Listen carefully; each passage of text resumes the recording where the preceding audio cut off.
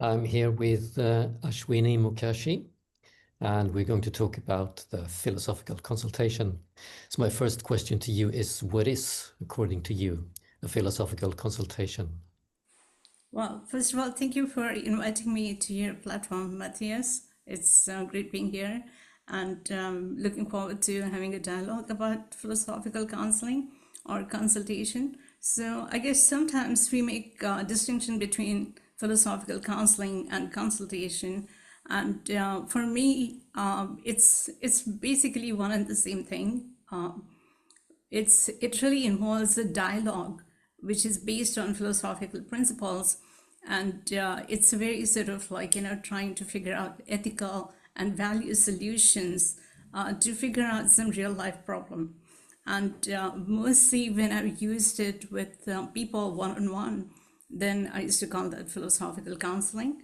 And if I used it with a group or with sort of professional in a professional setting, then I would call that philosophical consultation. But it's really a dialogue, and it sort of mirrors what we call as Socratic dialogues, and is based on the use of some ethical principles and how we expand them and how we apply them to a real life solution situation. So basically, you would say there is no real difference between the two terms, consultation and counseling. It's just you use them in different contexts. I mean, there is a difference only in terms of a situation. So, like, we use situational ethics in different ways as well. If you're talking to a person, they're more looking into sort of, resolution of their personal issues. And that's very close to psychological counseling to some extent. So I would prefer to keep those terms that way. So looking for a solution to some real life issues, that would mainly be the reason why someone would come to have such a session. That would be their purpose of doing it. Yeah, that's true. I mean, nobody wants to spend money for no reason. So unless they have a real problem that they want resolution on, they wouldn't come to a philosophical counselor. So there's also a difference between people who prefer to go to philosophical counselors. This is such an emerging field that there's still a very niche market. So it's not like anybody who has a problem thinks, oh, let me find out who is the nearest philosophical counselor. So a lot of these people who would come to me were people who were either like not willing to go to a psychological counselor, either because there's some kind of previous history that made them not want to try that route because something might have gotten exacerbated instead of getting to a resolution. Or sometimes people still have taboos about going to a counselor, and when they think about a philosophical person, they think like, okay, they are not exactly like a psychological counselor. And most of our work, at least in the US when I was practicing, wasn't really going through insurance, so there was a lot of secrecy involved, which they appreciated. So it could be multiple reasons, why a person would come to you, but always because there was a crisis that they were trying to figure out. So would you call this practice a form of therapy? Or you would say, no, it's not therapy, it's something else. Right. So for a question like that, I definitely have a very nuanced answer. People prefer to call therapy for such discussions, but it's not. It doesn't quite reflect what a psychological therapy would be, in the sense like when I talk to my counselees, I don't necessarily sit there and like keep listening to their feelings and keep validating their feelings and sort of like tell them how they are right and the other person is wrong. And that is not my intention at all. And if they want to be heard emotionally, I always advise them to try a counseling therapist that they can go to for a long period of time. My interest is really in trying to see if I can transform their problem in an opportunity, in a positive way, and get to the root of it, and really try to solve it and see what it is that we can do out of this situation. So I would say my approach is definitely very compassionate and also very goal oriented. So can you say something more about how you work? Since you said you're working on transforming their problems and you're being compassionate and so on. So do you have some specific method you use, or it's different for different people, or what It's can we? definitely different for different people because every problem is different, and also every solution is kind of it has to be applicable to that person. So for example, if I have somebody who is coming to me who's a very rational minded person, who's not into sort of any kind of emotional talk or whatever, I would just get to the solution very fast and present it to them as a factual thing. But let's say if I have some counselor who's really sort of completely falling apart, and they are not even able to figure out what their problem is, and everything is somehow going wrong in their life, then you do need to spend time with them, sort of cheering them up and trying to figure out. And at the same time, when somebody's talking to me, in my mind, I'm doing all the detective work to see what might be applicable, what are they open to, what is it that I can present to them. Because I mean, think about it this way: these principles have existed for centuries, right? And people have benefited them from centuries.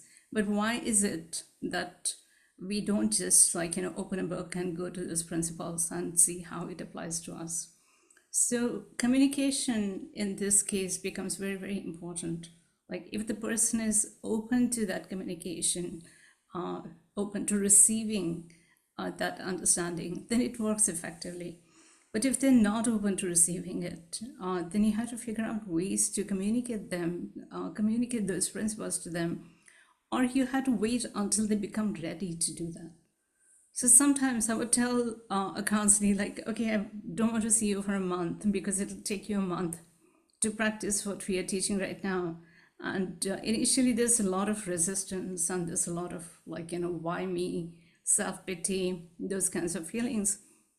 So it takes a while for them to come to the point to see if some another principle can be applied, or if they can be progress. Also, a lot of people are perfectly happy with just a little bit of progress. I mean, it's not like they're looking to completely transform their situation. They don't even believe in that. So it takes it takes sort of all sorts of ways of communicating and seeing how much somebody wants to go with that, or where do they want to stop.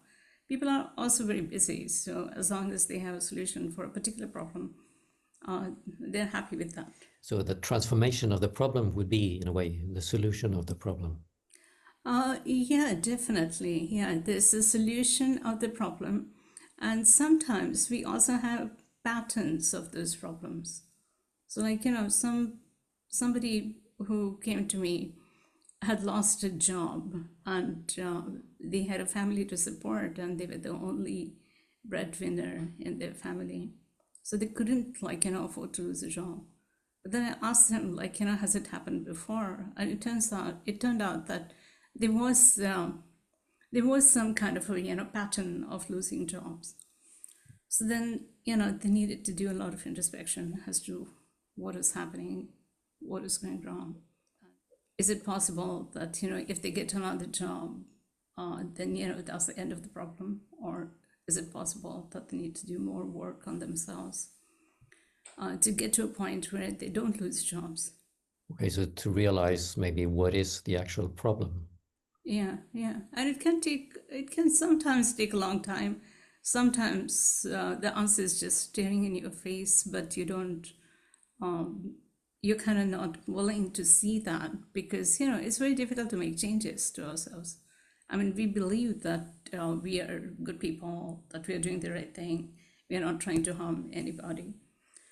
So when you have a mindset like that, then you're not open to challenging yourself.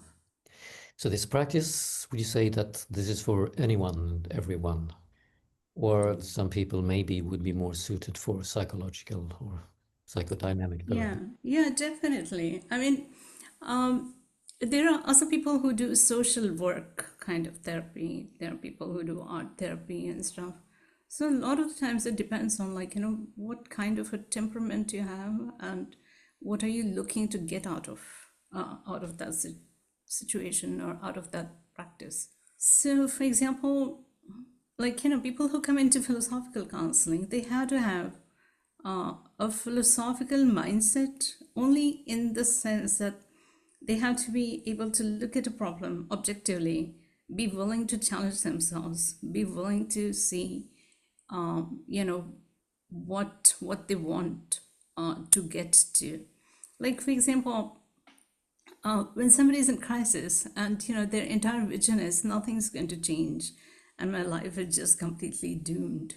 So if they have a doomsday scenario, then it becomes very difficult to work with them. So they have to have some kind of willingness to change themselves, to change the situation. I mean, technically, if you ask me a question, can it benefit everybody? Then the answer is yes, like it can benefit everybody in a way.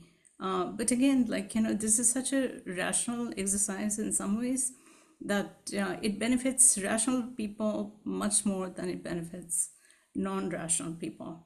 And now I'm not again, like, saying rational people are those who don't have emotions or who are not emotional. Far from it. Emotional people can also be very rational. They're rational in their emotions. And if they are very sensitive and their emotions are hurt, then they find it very difficult to deal with somebody rationally and they tend to react more. But as long as they're willing to sort of, like, think it through and willing to sort of, try it out, then this has a lot of potential to help them. If somebody is, like, sort of very, very mentally unhealthy, then this is not going to help them. Then they're better off going to psychologist or psychiatrist. So what I feel sometimes is that given how widespread the mental health issues are today, this counseling has capacity to stop people from going into, like, real mental health issues. Or when they're coming out of it, then this has the capacity to help people, like, really strongly come out of it and get into the normal range. It also has capacity for people who have a lot of medical health issues to improve their lives. Like, for example, I was talking to a medical doctor recently, and she said most of her patients think that they have medical issues when they don't. Like, they have lifestyle issues, they have perspective issues, and they don't work on that. So they get better, and then a few months later, they're back into her office with some other problem. But it's because they don't make the changes that they need to make in their life. And I was going to ask you as well if you think there are any ethical considerations that we need to take when we are counseling someone. I guess what you just mentioned could be part of this, but maybe there are some other considerations Yeah. that. Yeah, I mean, there are definitely ethical considerations. Like, this has to be ethical. Philosophical counseling has to be ethical. So, like, I also give talks on philosophical counseling to people who are just beginning their career in this field. And I always give them examples such as, let's say a very rich person comes to you with a problem, or maybe somebody who's not very rich, but your counseling really helps them, and then they go out and within a week or two they win $1 million lottery. So if that's how it benefits them, the counseling, then does it mean that you might think a twinge of jealousy and think like, oh, they owe you some money from that because you enable them to get to that position? And the answer is no. So So, you should really look at it as this is your job to help them get better, but what they do with that is up to them, and it's their work, not your work.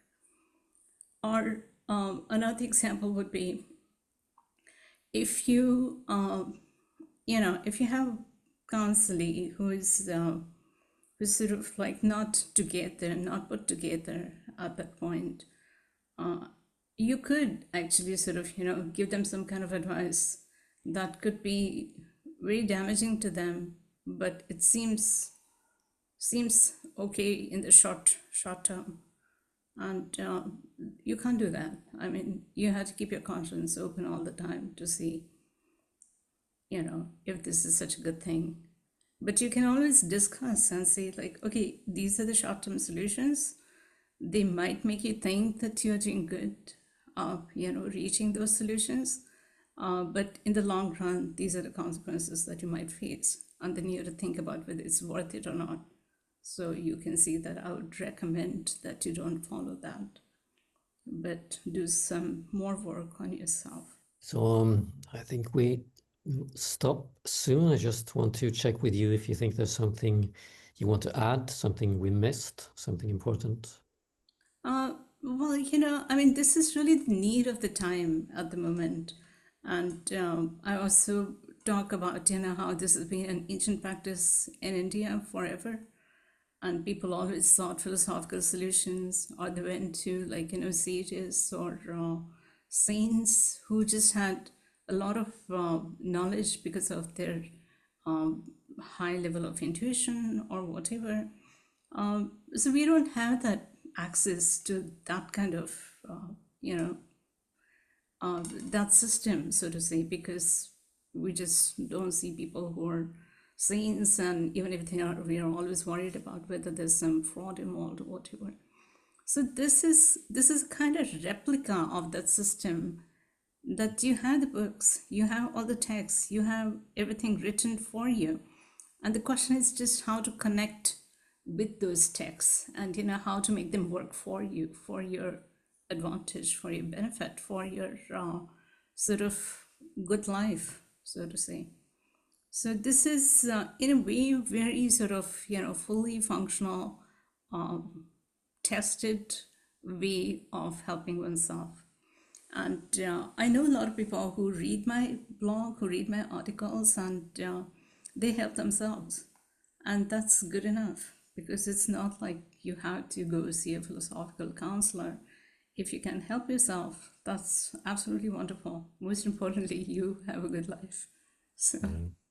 So I hope, all the viewers sort of benefit from these conversations. And I want to congratulate you for starting the series of interviews and spreading spreading the word around and this knowledge around. Well, we're continuing an old tradition. Yeah. So thank you so much, Ashwini. Thank you.